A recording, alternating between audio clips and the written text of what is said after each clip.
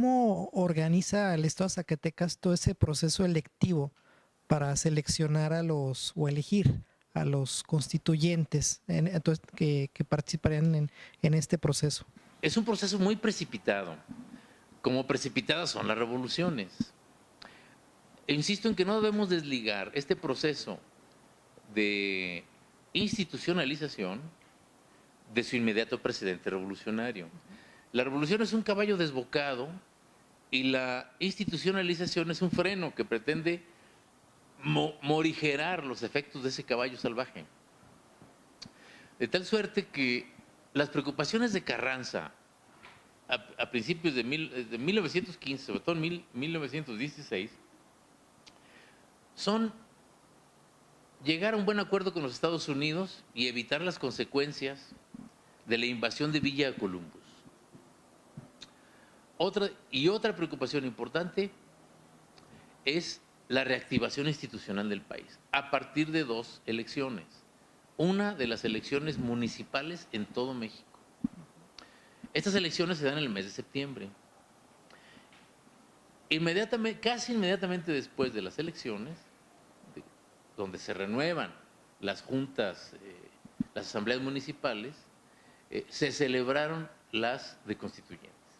¿Cómo se llevaron a cabo? Pues de forma bastante irregular. Hay que agregar en esto, Raúl, que aparte de las graves condiciones de emergencia sanitaria de Zacatecas, se vivía un periodo de reflujo armado de las fuerzas derrotadas en Celaya. Es decir, el villismo no se aniquiló en Celaya, claro que no, fue derrotada la División del Norte, pero los restos de esa División del Norte, es decir, desde oficiales a tropa, se dispersaron hacia el norte del país y hacia el occidente.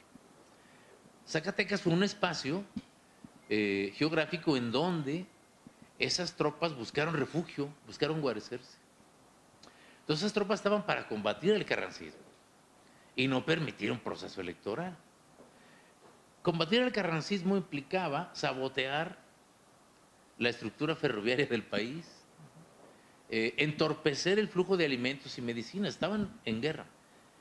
Estas fuerzas dispersas siguieron una tendencia a agruparse durante todo el año, especialmente en los cañones Tlaltenango, Juchipila y en la zona del sureste, rumbo a Aguascalientes, estuvieron activos.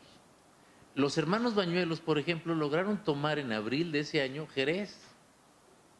Los villistas tomaron Jerez. La crónica y los sobrevivientes de esa gesta dicen que fueron los villistas los que organizaron la feria de Jerez ese año. Jerez estuvo bajo el asedio de los constitucionalistas y la defensa villista durante meses en esa primavera. Esto quiere decir que en un ambiente así de hostil era muy difícil organizar elecciones, digamos, dentro de cánones normales. Se hicieron como fueron pudiendo.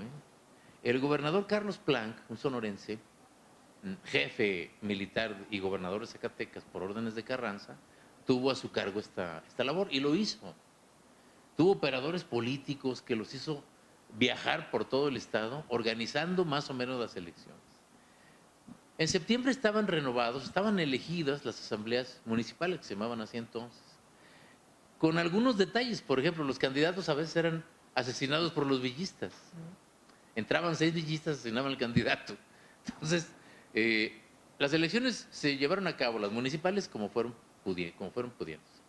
El presidente municipal de Zacatecas es Antonio Chávez Ramírez, también un viejo político de la época porfirista, aunque no necesariamente porfirista, le gustaba mucho la cuestión obrerista, anarcosindicalista.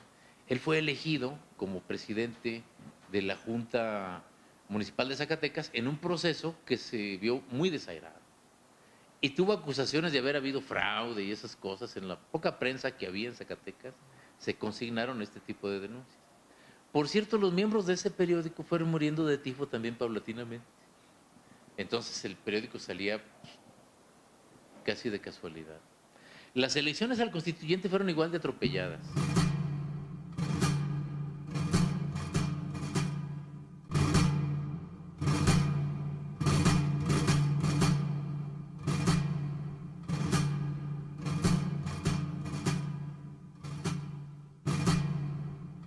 He estudiado con énfasis, porque tuve la documentación, este proceso electoral en el partido de Pinos. Hubo retraso en prácticamente todo el proceso, en la entrega de boletas, o sea, en el envío de las boletas de Zacatecas a Pinos, y hubo mucho más retraso en el envío de los resultados de Pinos a Zacatecas. Ya estaban, en noviembre, el 20 de noviembre, la víspera del 20 de noviembre, del inicio de las sesiones en Querétaro del Congreso, todavía no llegaba la documentación a Zacatecas, hasta que el gobernador Planqui, Enrique Estrada ya era gobernador en ese tiempo, amenaza con tomar represalias contra los presidentes municipales que entorpezcan el procedimiento. Es decir, que fueron elecciones no pulcras, en el sentido de que no porque vaticinaran el futuro del país, no, esto ya fue otra degeneración, sino sencillamente por la grave circunstancia militar y sanitaria que vivió el Estado. Pero fueron sacándose. ¿Cuál fue el resultado de estas elecciones? Este Antonio Chávez Ramírez, que te digo que fue elegido presidente municipal de Zacatecas, curiosamente fue suplente por Jerez al Congreso Constituyente, pero también muere de tifo en septiembre.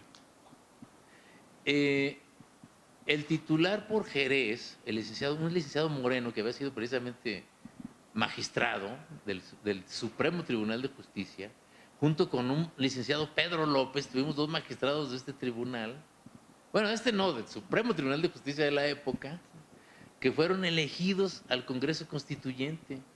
Entonces está Pedro López, Fernando Moreno, está don Julián Adame, está ¿cómo se llama este señor? Rosendo A. López, el farmacéutico de Pino. Está don Jairo R. Dyer, que es un médico de sombrerete.